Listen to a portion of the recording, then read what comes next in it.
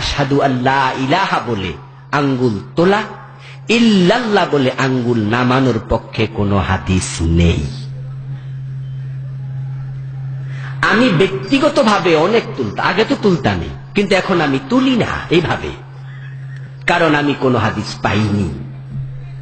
প্রশ্ন করতে পারেন, হুজুর আপনি কি সব হাদিস পড়ে ফেলছেন? আমি উত্তরে বলবো, সিহা সিত্তা তো বটেই, তার বাহিরে যে হাদিসের কিতাবগুলো মশহুর, মুওয়াত্তা ইমাম মালিক, মুওয়াত্তা মুহাম্মদ, মুসনাদ আহমদ, এছাড়া সহজলভ্য হাদিসের প্রায় সবগুলো কিতাবে খুঁজেছি, পাইনি।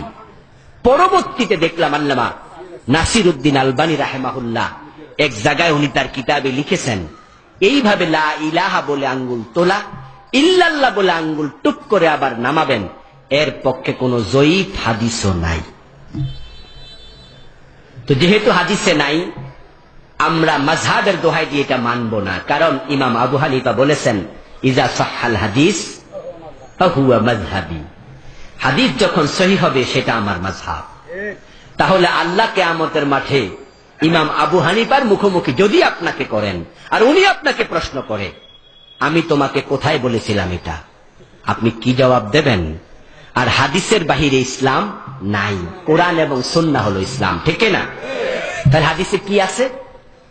বুখারী, মুসলিম, আবু দাউদ, তিরমিজি সহ হাদিসের প্রায় প্রত্যেকটা কিতাবে তাশাহুদের অধ্যায় পড়ুন, কিতাবুস সালাতে, সেখানে পাবেন আল্লাহ রাসূল সাল্লাল্লাহু আলাইহি ওয়াসাল্লাম ইজা কাআদা আশারা, মুসলিম, বুখারী, riwayat খুঁজুন, এভেলেবেল এগুলো আছে।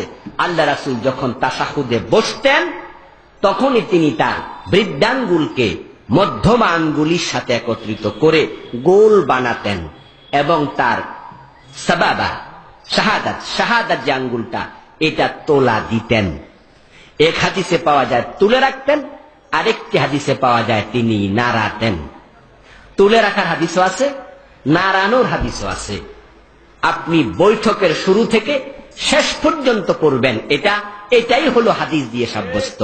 মাঝে তুলবেন আবার নামাবেন, আপনি নামান তোলেন, আমি আপনার হাত আঙ্গুল সাইপা ধরবো, এটা বলছি না, আমি বলছি হাদিসে নাই।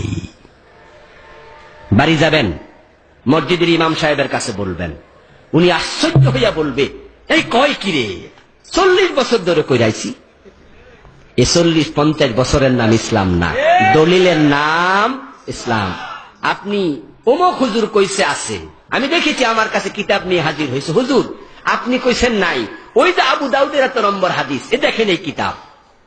আমি কিতাবের লেখককে আগে দেখলাম, দেখি লেখক একজন বিখ্যাত মুহাদ্দিস, ঢাকা এক দাওরা মাদ্রাসার শাইখুল হাদিস। আমি আজীব হলাম, বিস্মিত হয়ে 2 ছাত্র কলমা থেকে আমার মসজিদে গেল, ইউনিভার্সিটি পড়ে। তাদেরকে বললাম, ভাই তোমরা আসছো বইটা নিয়ে, তোমাদের ধন্যবাদ, তবে আমি কষ্টে কাঁদতে মন চায়, কারণ উনি বলছেন আবু দাউদের এত নম্বর হাদিস, অথচ আবু দাউদে হাদিসটা নাই। ওরা বলছে হুজুর উনি যে লিখলেন। আমি বললি ঠিক আছে, তোমরা আমার কথা বিশ্বাস করবে কেন, আমি তোমাদের দেখাই, বসো। আমার মুয়াজ্জিনকে বললাম আবু দাউদের খণ্ডটা নিয়ে আসেন। আমাদের মসজিদে লাইব্রেরি আছে, আলহামদুলিল্লাহ যারা গেছেন তারা দেখেছেন। লাইব্রেরির ভিতর থেকে আবু দাউদের খণ্ডটা আনলো, ওই হাদিস নাম্বার আমি মিলালাম, হ্যাঁ কিতাবুস সালাতের হাদিস। তাশাহুদের প্রায় সবগুলো হাদিস পড়ে শোনালাম, বললাম এই হাদিসটা কি আছে? ওরা বলল, এত বড় হুজুর এটা লিখলো করতে। আমার ভাইয়েরা, এজন্য আমরা সুন্নাহ মোতাবেক আমল করতে চাই, আল্লাহর নবীকে আমরা অনুসরণ যথাযথভাবে করতে চাই। আল্লাহ তৌফিক দান করুক। নামাজের পর মুনাজাত করার সঠিক নিয়ম কি? আল্লাহর নবী নামাজে সালাম ফিরিয়ে মুনাজাত করেছেন, মুনাজাত কিন্তু আছে। মুনাজাত শব্দের অর্থ কি?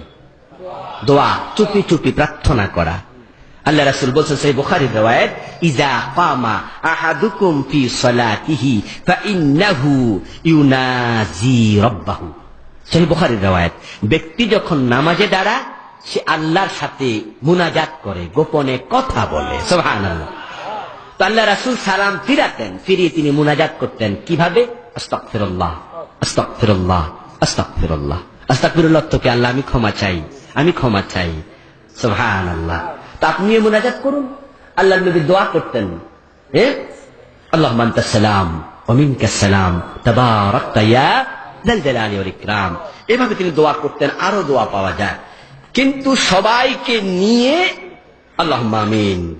এরপর রাব্বানা যালামনা আনফুসানা, পিছনে দিয়া যারা 2 রাকাত পায় নাই তাদের কেরাতের 12টা বাজতেছে। আপনি কি 2-1 রাকাত ছুটে না নামাজে বিভিন্ন জায়গায়? ইমাম যখন সালাম ফিরা তখন কি আপনি সালাম ফিরান?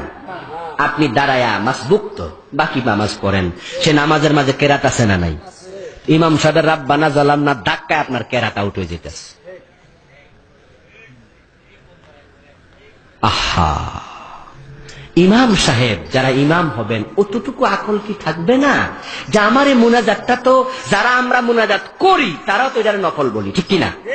আমরা কি ফরজ করছি কোনোদিন? যারা মুনাজাত 5 ওয়াক্তে করে তারা তো ফরজ করে না, তারা কয় এটা সুন্নাত মুস্তাহাব।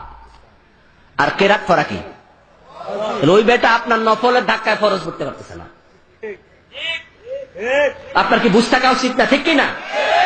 তো মুনাজাতের তালাফফুজটা আপনি ছোট ছোট করে করেন, কিন্তু না, আবুল কালাম আযহার হুজুর কইয়া গেছে নামাজের পরে সম্মিলিত মুনাজাত নাই, আমি আধা ঘন্টা কইরা দেখাই।